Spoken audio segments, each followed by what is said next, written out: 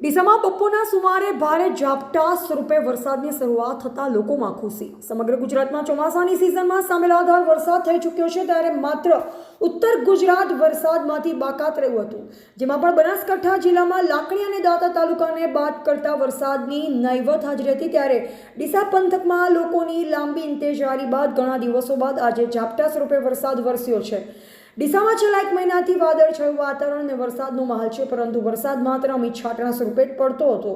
અનેક વખત ભારે ગરમી, બફારા અને આકાશમાં કાળા ડિબાંગ વાદળો ઘેરાવા છતાં પણ વરસાદ વરસ્યો નહોતો।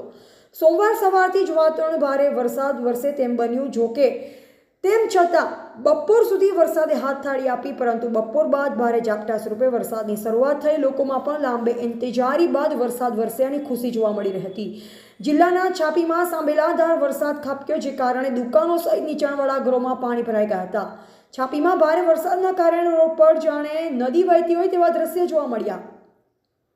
બીજી બાજુ જોઈએ તો ડીસા તાલુકાના ગ્રામ્ય વિસ્તારોમાં ભારે વરસાદ ખાબક્યો છે। ડીસા તાલુકાના બાયવાડા ગામે પ્રાથમિક શાળાની સામે વરસાદી પાણીના કારણે વાલીઓ વિદ્યાર્થીઓને તેડી લઈ જવા મજબૂર બન્યા। ભારે વરસાદના કારણે પાણી ભરાઈ જતા બાળકોને પાણીમાં ચાલવા મજબૂર બન્યા। સમગ્ર જિલ્લામાં ભારે વરસાદ ખાબક્યો છે, જેને લઈ જનજીવન અસ્તવ્યસ્ત થયું છે।